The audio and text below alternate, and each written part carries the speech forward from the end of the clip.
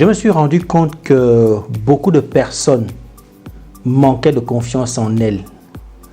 Beaucoup de personnes avaient des idées arrêtées sur le potentiel qui était le leur.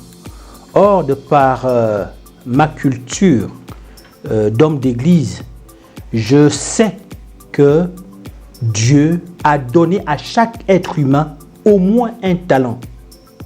Et si nous parvenons à découvrir notre talent, il n'y a pas de raison que nous ne soyons pas meilleurs, que nous ne connaissions pas le succès, que nous ne connaissions pas le bonheur.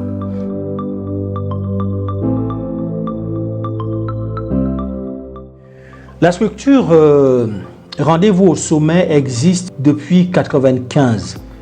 J'ai voulu élargir mon champ d'action et c'est pour cela que j'ai créé cette structure qui a pour rôle principal d'amener les gens à découvrir leur talent et surtout à le développer. C'est pour cela que cette structure s'appelle Rendez-vous au sommet.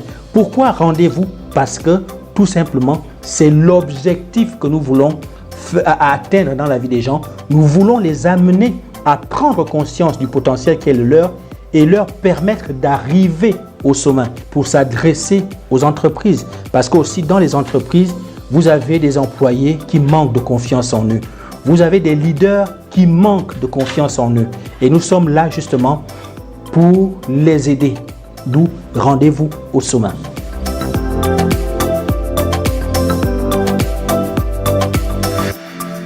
Je suis attaché à l'éveil des consciences au niveau de notre continent. C'est pour cela que notre action aujourd'hui, elle est, c'est vrai, focalisée sur l'Afrique, même si aujourd'hui, si on m'appelle dans un autre continent, je ne dirais pas que je n'y vais pas parce que ce n'est pas l'Afrique. Donc c'est en cela que je vous dis que notre action n'est pas que focalisée sur l'Afrique. Mais l'Afrique tient une place de choix dans mon cœur pour la simple raison que je suis africain et je pense que le potentiel qui est celui des Africains est énorme. Nous avons eu l'opportunité, par exemple, de nous rendre au Togo, à Lomé, dans le cadre des rencontres des grandes écoles et des entreprises. Ça a été pour nous l'occasion de présenter notre structure et d'apporter notre message auprès des jeunes, des étudiants de Formatec et également des responsables, des fondateurs des écoles de 4 ou 5 pays d'Afrique, ce qui a été une opportunité extraordinaire. Et aujourd'hui, nous avons par exemple certains fondateurs des écoles du Niger, du Burkina Faso, de la Côte d'Ivoire qui souhaitent nous voir, qui souhaitent nous inviter afin que nous fassions un travail qui puisse permettre à l'Afrique d'éclore. Donc, nos actions sont là et nous souhaitons justement que de plus en plus de personnes puissent avoir recours à une structure qui est dirigée par un Africain pour les Africains.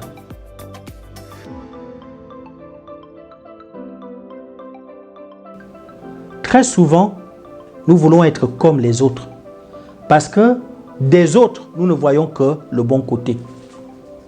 Des autres, nous ne voyons que ce qui marche, mais nous ne savons pas le côté sombre qui est le leur. Donc dans la vie, en tant qu'Africain, j'ai appris que nous ne devons pas envier les Américains. Nous ne devons même pas envier les Européens. Nous devons rechercher en nous ce que Dieu nous a donné. Le potentiel que Dieu a mis en nous. Et c'est ce potentiel, voyez-vous, que nous devons développer. C'est ce potentiel, voyez-vous, que nous devons apprendre à développer. Comment vous expliquer que des footballeurs, aujourd'hui quand vous regardez l'Europe, vous trouvez beaucoup d'Africains qui arrivent à briller? C'est parce qu'ils ont un potentiel et quelqu'un leur a permis d'en être conscient.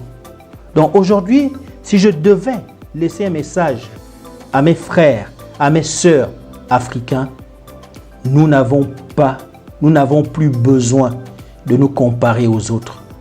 Nous n'avons plus besoin de jalouser les autres ou de les envier.